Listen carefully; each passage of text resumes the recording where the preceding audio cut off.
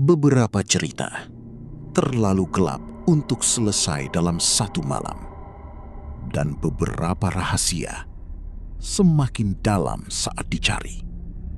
Apa yang akan kamu dengar malam ini hanyalah awal.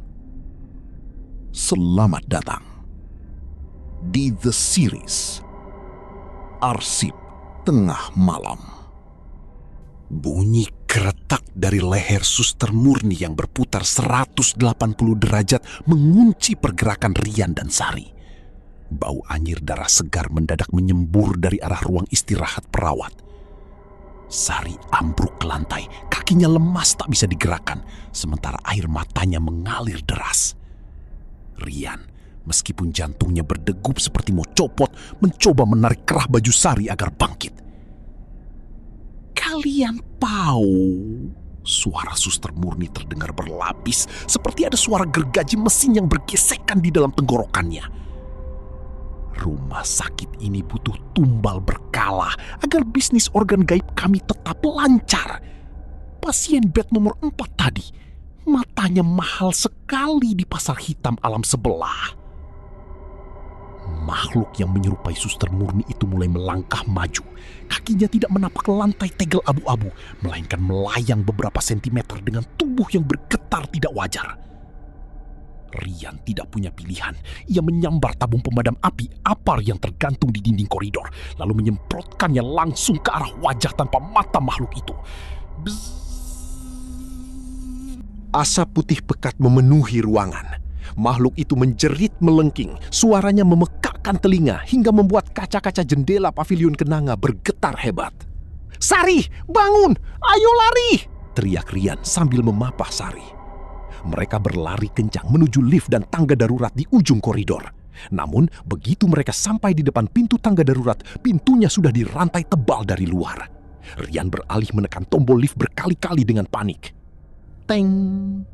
Pintu lift terbuka lambat. Namun, alih-alih memberikan jalan keluar, bagian dalam lift itu dipenuhi oleh puluhan pasang tangan pucat manusia yang mencuat dari dinding dan lantai lift, bergerak-gerak kelaparan seolah siap menyeret siapa saja yang masuk ke dalamnya. "Tidak ada jalan keluar, Rian! Kita terjebak!" jerit Sari histeris. Lorong di belakang mereka mendadak digulung oleh kabut hitam yang sangat tebal. Dari dalam kabut itu, tidak hanya Suster Murni yang mengejar mereka. Suara derit ranjang rumah sakit yang didorong dengan kecepatan tinggi terdengar mendekat. Krik, srek, krik. Itu adalah bed nomor 4.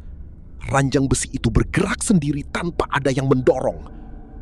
Di atasnya, mayat wanita tua yang matanya dijahit tadi kini duduk tegak. Tangan kirinya memegang sebilah pisau bedah yang berkarat, sementara tangannya yang lain melambai-lambai ke arah Sari. "Kembalikan atau gantikan," bisik mayat itu. Dalam kondisi terdesak, intuisi Rian sebagai calon dokter bekerja. Ia ingat bahwa di setiap bangsal tua peninggalan Belanda selalu ada pintu utilitas atau saluran pembuangan linen, baju kotor, yang langsung terhubung ke lantai dasar belakang rumah sakit. "Ikut aku." Rian menarik Sari masuk ke dalam ruang utilitas sempit di sebelah lift. Di dalam ruangan itu terdapat sebuah lubang corong besi besar tempat membuang kain kotor. Rian mendorong Sari untuk masuk duluan. "Meluncur ke bawah, Sari. Di bawah ada tumpukan kain. Kamu akan aman."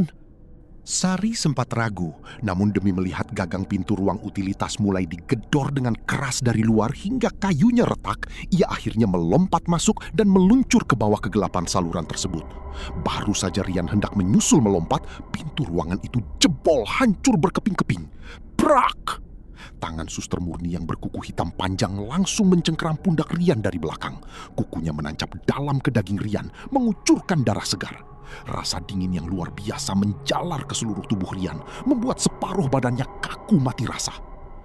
"Kamu punya mata yang bagus, dokter muda," bisik Suster Murni tepat di telinga Rian. Bau busuk dalam mulutnya membuat Rian mual setengah mati. Pisau bedah di tangan mayat bed nomor 4 sudah terangkat di depan wajah Rian, siap menusuk matanya.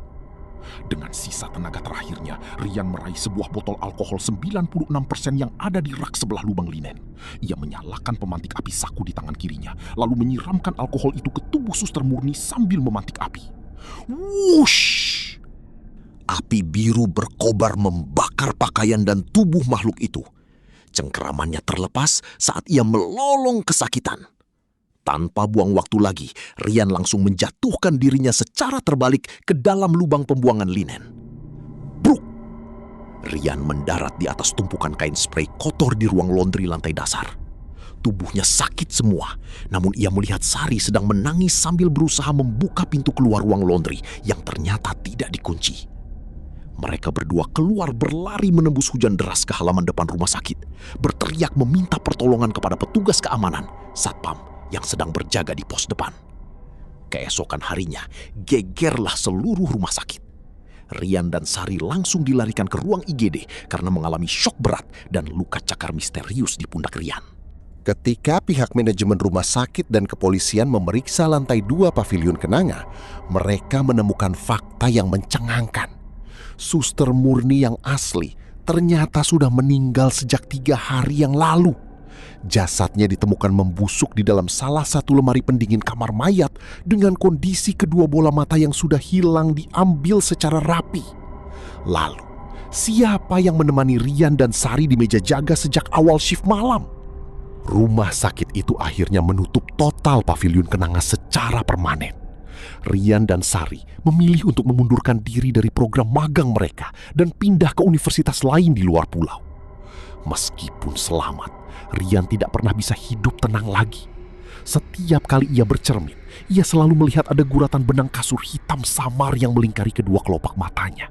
Seolah-olah ada tangan tak kasat mata yang sedang bersiap untuk menjahit matanya saat ia tertidur lelap nanti. Tamat.